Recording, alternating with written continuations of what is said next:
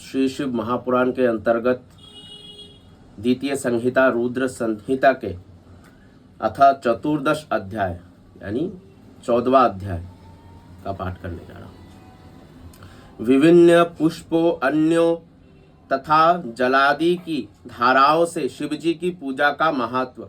ऋषिगण बोले, हे महाभाग, हे व्यास शिष्य, आप सप्रमाण हमें ये बताए कि किन किन पुष्पों से पूजन करने पर भगवान सदाशिव कौन कौन सा फल प्रदान करते हैं। सूत जी बोले, हे शौनकादि ऋषियों, आप आदर पूर्वक सब सुने। मैं बड़े प्रेम से पुष्प पर्ण की विधि बता रहा हूँ। देवर्षि नारद ने भी इसी विधि को विधाता ब्रह्मा जी से पूछा था। तब उन्होंने बड़े ही प्रेम से शिव पुष्पापर्ण की विधि बताई थी।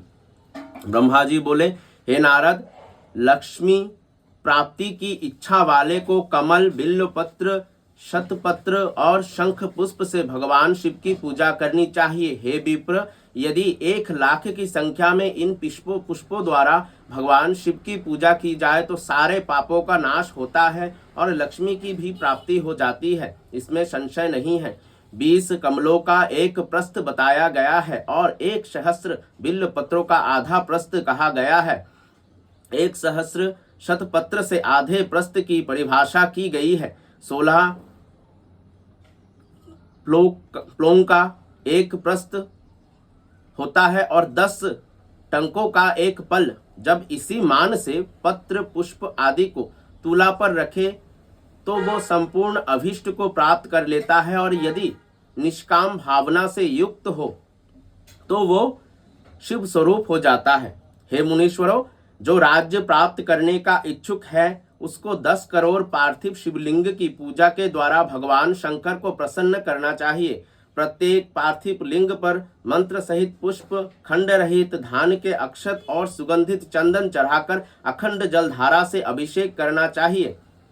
तदंतर प्रत्येक पार्थिव लिंग पर मंत्र सहित अच्छे अच्छे बिल्व पत्र अथवा शतपत्र और कमल पुष्प समर्पित करना चाहिए। प्राचीन ऋषियों ने कहा है कि यदि शिवलिंग पर शंख पुष्पी के फूल चढ़ाए जाए तो इस लोक और परलोक में सभी कामनाओं का दिव्य फल प्राप्त होता है। धूप, दीप, नैवेद्य, अर्घ, आरती, प्रदक्षिणा, नमस्कार, क्षमा प्रार्थना और विसर्जन करके जिसने ब्राह्मण भोजन करा दिया उसे भगवान शंकर अवश्य ही राज्य प्रदान करते हैं। जो मनुष्य सर्वश्रेष्ठ बनने का इच्छुक है वो उसके आधे अर्थात 5 करोड़ पार्थिव शिवलिंगों का यथाविधि पूजन करे। कारागार में पड़े मनुष्य को 1,00,000 पार्थिव लिंगों से भगवान शंकर की पूजा करनी चाहिए। यदि रोगग्रस्त हो तो उसे उस संख्या के आधे अर्थात 50,000 पार्थिव लिंगों से शिव का पूजन करना चाहिए। कन्या चाहने वाले मनुष्य को उसके आधे अर्थात 25,000 पार्थिव लिंगों से शिव का पूजन करना चाहिए। जो विद्या प्राप्त करने की इच्छा रखता है उसे चाहिए कि वो उसके भी आधे पार्थिव लिंगों से शिव की अर्चना करे। जो वाणी का अभिलाषी हो उसे घी से शिव की पूजा करनी चाहिए। अभिचारादि कर्मों में कमल पुष्पों से शिव पूजन का विधान है। सामंत राजाओं पर विजय प्राप्त करने के लिए 1 करोड़ कमल पुष्पों से शिव का पूजन करना प्रशस्त माना गया है। राजाओं के अपने अनुकूल करने के लिए 10 लाख कमल पुष्पों से पूजन करने का विधान है। यश प्राप्त करने के लिए उतनी ही संख्या कही गई है और वाहन आदि की प्राप्ति के लिए 1,000 पार्थिव लिंगों की पूजा करनी चाहिए। मोक्ष चाहने वाले को 5 करोड़ कमल पुष्पों से उत्तम भक्ति के साथ शिव की पूजा करनी चाहिए। ज्ञान चाहने वाला 1 करोड़ कमल पुष्प से लोक कल्याणकारी शिव का पूजन करे और शिव का दर्शन प्राप्त करने का इच्छुक उसके आधे कमल पुष्प से उनकी पूजा करे। कामनाओं की पूर्ति के लिए महामृत्युंजय मंत्र का जप भी करना चाहिए। 5 लाख महामृत्युंजय मंत्र का जप करने पर भगवान सदाशिव निश्चित ही प्रत्यक्ष हो जाते हैं। 1,00,000 के जप से शरीर की शुद्धि होती है। दूसरे लाख के जप से पूर्व जन्म की बातों का स्मरण होता है। तीसरे लाख के जप से संपूर्ण काम्य वस्तुएं प्राप्त होती है। चौथे लाख का जप होने पर भगवान शिव का दर्शन होता है और जब 5वें लाख का पूरा जप पूरा होता है तब भगवान शिव जप का फल निसंदेह प्रदान करते हैं। इसी मंत्र का 10 लाख जप हो जाए तो संपूर्ण फल की सिद्धि होती है। जो मोक्ष की अभिलाषा रखता है वो 1 लाख दर्भों द्वारा शिव का पूजन करे। मुनि श्रेष्ठ शिव की पूजा में सर्वत्र लाख की ही संख्या समझनी चाहिए। आयु की इच्छा वाला पुरुष 1 लाख दुर्वाओं द्वारा पूजन करे। जिसे पुत्र की अभिलाषा हो वो धतूरे के 1 लाख फूलों से पूजा करे। लाल डंठल वाला धतूरा पूजन में शुभदायक माना गया है। अगस्त के फूलों से पूजा करने वाले पुरुष को महान यश की प्राप्ति होती है। यदि तुलसी दल से शिव की पूजा करे तो उपासक को भोग और मोक्ष का फल प्राप्त होता है। लाल और सफेद मदार अपामार्ग और कनहार के फूलों द्वारा पूजा करने से प्रताप की प्राप्ति होती है। अड़हुल के फूलों से की हुई पूजा शत्रु विनाशक कही गई है। करवीर के 1 लाख फूल यदि शिव पूजन के उपयोग में लाए जाए तो वे यहाँ रोगों का उच्चाटन करने वाले होते हैं। बंदूक गुलदुपहरिया के फूल द्वारा पूजन करने से आभूषण की प्राप्ति होती है। चमेली से शिव की पूजा करके मनुष्य वाहनों का उपलब्ध करता है, इसमें संशय नहीं है।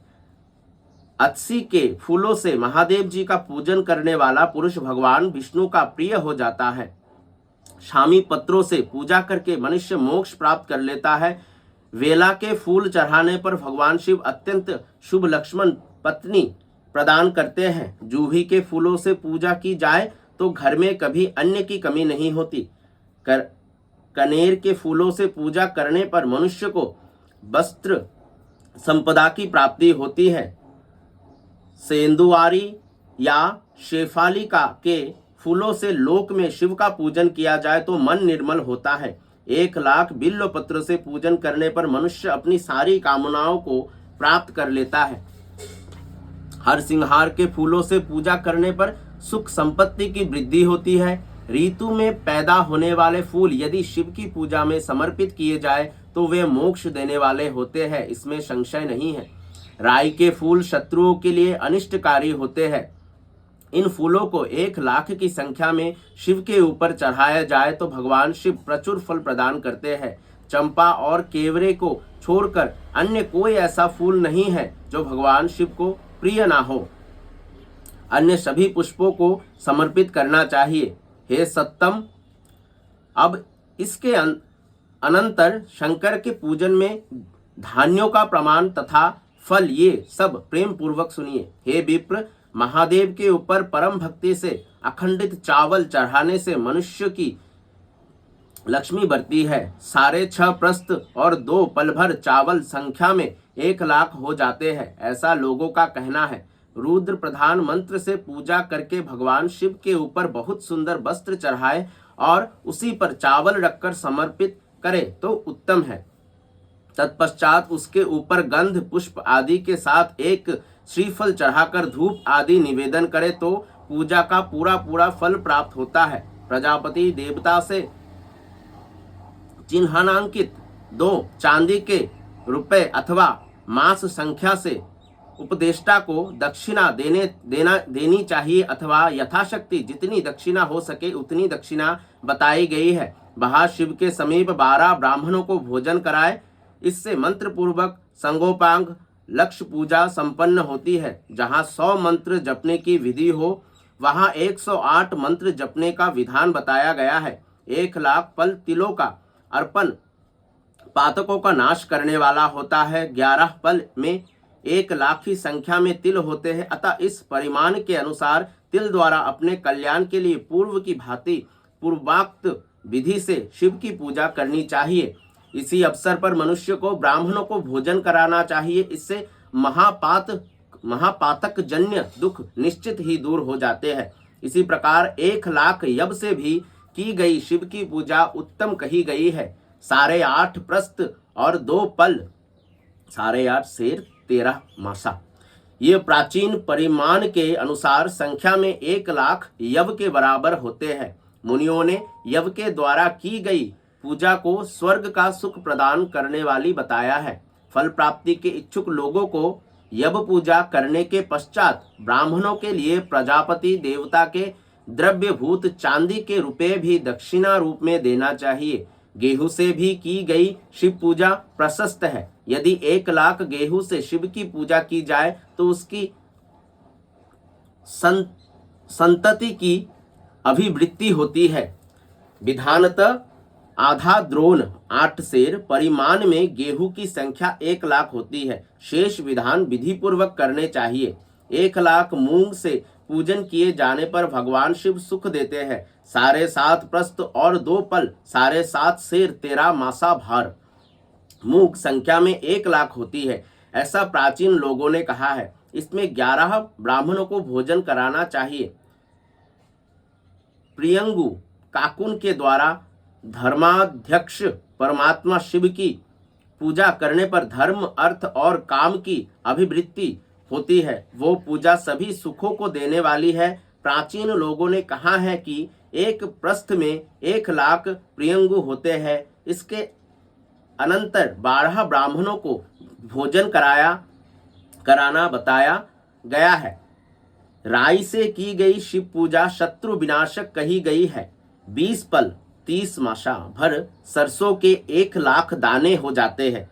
उन 1 लाख सरसों के दाने से की गई शिव की पूजा निश्चित ही शत्रु के लिए घातक होती है, ऐसा कहा गया है। अरहर की पत्तियों से शिव जी के सुशोभित करके उनका पूजन करना चाहिए। शिव की पूजा करने के पश्चात 1 गौ और 1 बैल का दान करना चाहिए। मरीचि, काली मिर्च से की गई शिव की पूजा शत्रु का नाश करने वाली बताई गई है।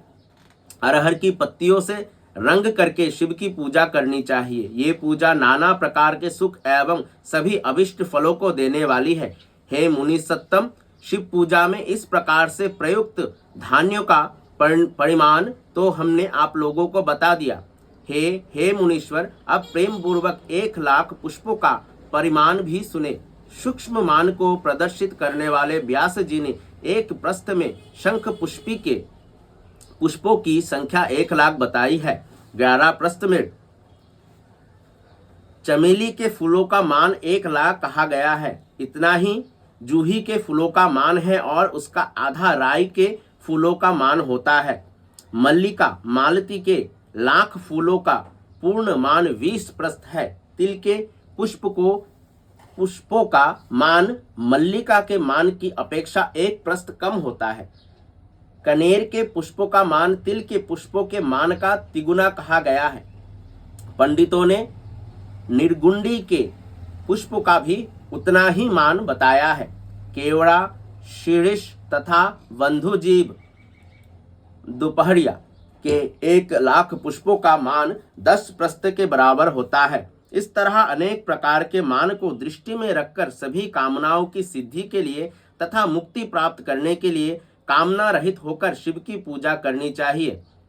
अब मैं जलधारा पूजा के महान फल को कह रहा हूँ, जिसके श्रवण मात्र से ही मनुष्य का कल्याण हो जाता है। भक्ति पूर्वक सदाशिव की विधिवत पूजा करने के पश्चात उन्हें जलधारा समर्पित करें।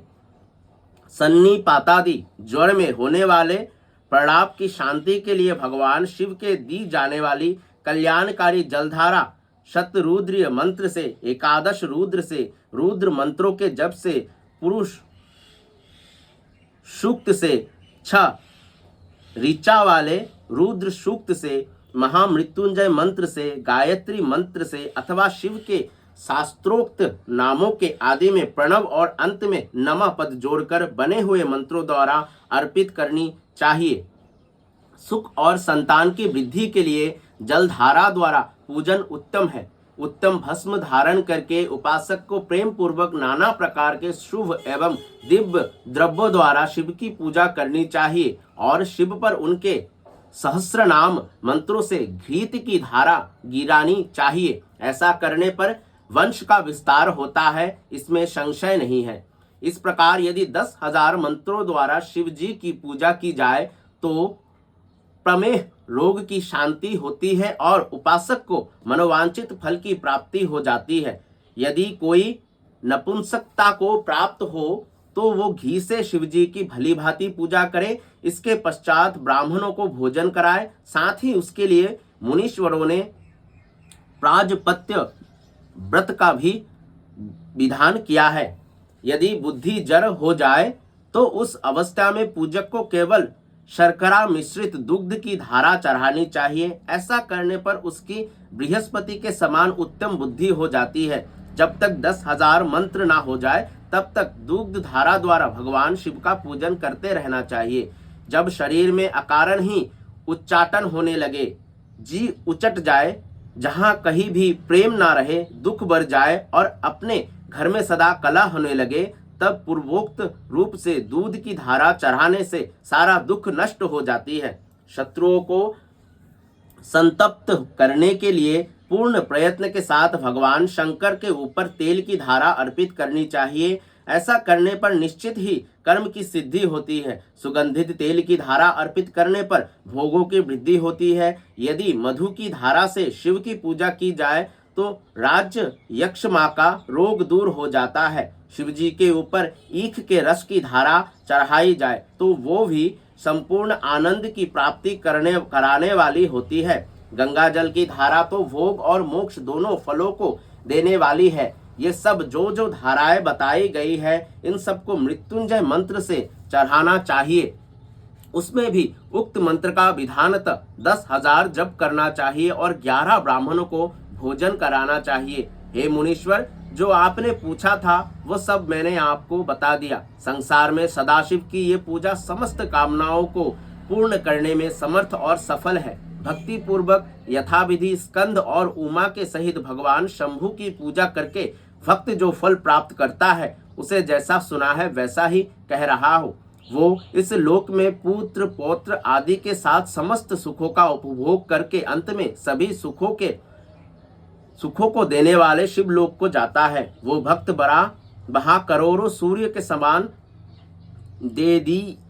देदीप्यमान तथा सभी कामनाओं को पूर्ण करने वाले विमानों पर गान वाद्य यंत्र से युक्त रुद्र कन्याओं से घिरकर बैठे हुए शिव रूप में प्रलय पर्यंत क्रीड़ा करता है। तदंतर अविनाशी परम ज्ञान को प्राप्त करके मोक्ष को पा लेता है।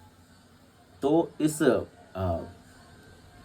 14वें अध्याय में हमने जाना कि कौन से फूल, कौन से धान यानी क्रॉप,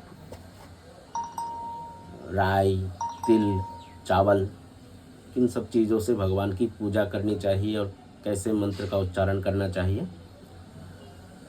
इस प्रकार शिव महापुराण के अंतर्गत द्वितीय रुद्र संहिता के प्रथम खंड में सृष्टि उपाख्यान में शिव पूजन वर्णन नामक 14वां अध्याय पूर्ण हुआ। धन्यवाद। सांब सदाशिव सांब सदाशिव सांब सदाशिव सांब सदाशिव सांब सदाशिव हर शंभु।